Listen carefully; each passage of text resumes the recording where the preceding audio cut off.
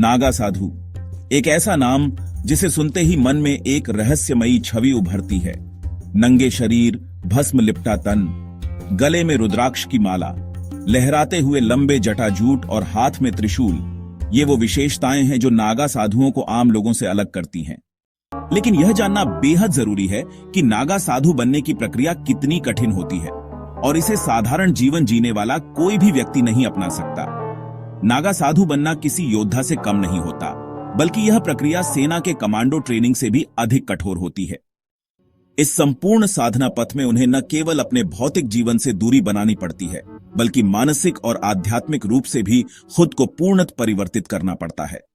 नागा साधुओं की परंपरा सैकड़ों वर्षों पुरानी है और इसका संबंध आदि गुरु शंकराचार्य से जोड़ा जाता है।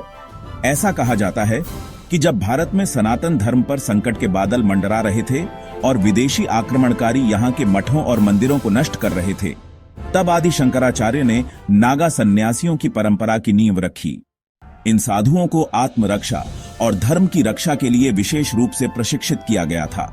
यही कारण है कि ये साधु न केवल आध्यात्मिक मार्ग पर चलते हैं, बल्कि योद्धा के रूप में भी जाने जाते हैं। प्राचीन काल में ये कई लड़ाइयों में शामिल हुए और सनातन धर्म की रक्षा के लिए अपने प्राणों की आहुति तक दे दी। नागा साधु बनने की प्रक्रिया अत्यंत कठिन और कठोर होती है। यह कोई साधारण साधना नहीं है, बल्कि इसमें प्रवेश करने वाले व्यक्ति को अपने भौतिक जीवन का पूरी तरह से परित्याग करना पड़ता है।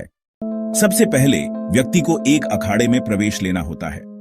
अखाड़े में प्रवेश मिलना भी अपने आप में आसान नहीं होता। यहाँ पर उस व्यक्ति की पृष्ठभूमि, मानसिक स्थिति और उसकी साधना के प्रति निष्ठा की गहन जांच की जाती है। एक बार जब व्यक्ति को अखाड़े में प्रवेश मिल जाता है, तब उसकी कठिन परीक्षा का दौर शुरू होता है। पहला और सबसे महत्वपूर्ण नियम ब्रह्मचर्य का पालन करना होता है। नागा साधु बनने की राह पर चलने वाला व्यक्ति किसी भी प्रकार के सांसारिक सुखों से पूरी तरह मुक्त रहता है। उसे न केवल शारीरिक रूप से बल्कि मानसिक रूप से भी संयमित रहना पड़ता है। इसके बाद दीक्षा से पहले स्वयं का पिंडदान और श्राद्ध कर्म करना पड़ता है। इस प्रक्रिया में साधु बनने की इच्छा रखने वाला व्यक्ति खुद को मृत मान लेता है और अपने हाथों से अपना श्राद्ध करता है। यह इस बात का प्रतीक होता है कि वह अब इस भौतिक संसार से पूरी तरह से अलग हो चुका है। इसके बाद नागा साधु को वस्त्रों का त्याग करना होता है। साधारण मनुष्यों की तरह कपड़े पहनने की अनुमति नहीं होती। यदि कोई वस्त्र पहनता भी है तो वह केवल गेरुआ वस्त्र हो सकता है। अधिकतर नागा साधु केवल भस्म का श्रृंगार करते हैं और यही उनकी पहचान होती है। यह भस्म शरीर पर मृत्यु और नश्वरता का प्रतीक मानी जाती है। इसके अलावा नागा साधुओं के लिए रुद्राक्ष धारण करना अनिवार्य होता है। रुद्राक्ष को शिव का प्रतीक माना जाता है और यह नागा साधुओं के आध्यात्मिक जीवन का एक महत्वपूर्ण हिस्सा होता है। नागा साधुओं का भोजन भी सामान्य लोगों से बिल्कुल अलग होता है। वे दिन में केवल एक बार ही भोजन करते हैं और वह भोजन भी भिक्षा मांगकर प्राप्त किया जाता है। उन्हें किसी विशिष्ट घर से भोजन मांगने की अनुमति नहीं होती, बल्कि वे अज्ञात घरों से भिक्षा मांगते हैं और यदि उन्हें भोजन नहीं मिलता तो वे भूखे ही रहते हैं। इस प्रकार नागा साधु भोजन के प्रति अपनी इच्छाओं को पूरी तरह से समाप्त कर देते हैं। सोने के मामले में भी नागा साधु किसी सुख सुविधा का उपयोग नहीं कर सकते। वे केवल पृथ्वी पर ही सो सकते हैं और उन्हें किसी भी प्रकार के गद्दे, बिस्तर या पलंग का उपयोग करने की अनुमति नहीं होती। यह नियम उन्हें प्रकृति के अधिक नजदीक रखता है और उनके तप को और अधिक कठोर बनाता है। गुरु का स्थान नागा साधुओं के जीवन में सर्वोपरि होता है।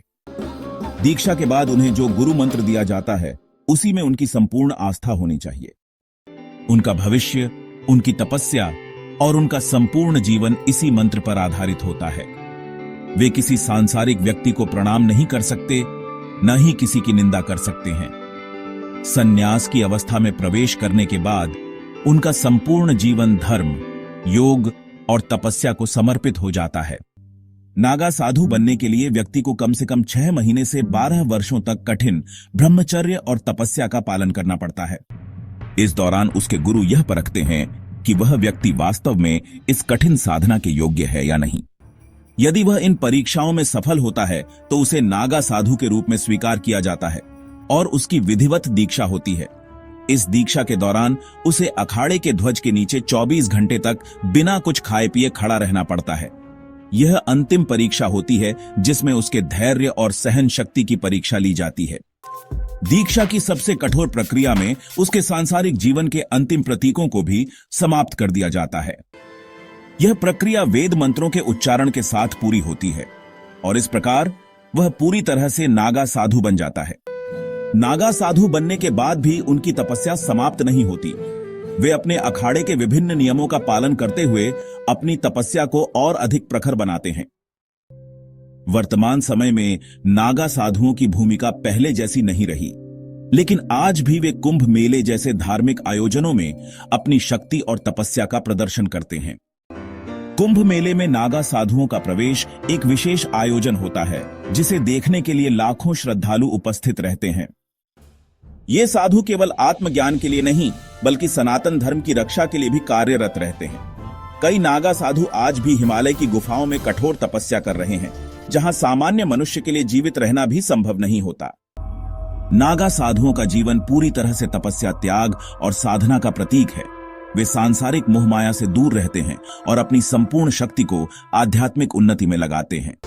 उनकी साधना केवल व्यक्तिगत मुक्ति के लिए नहीं होती, बल्कि यह समाज और धर्म की रक्षा के लिए भी होती है।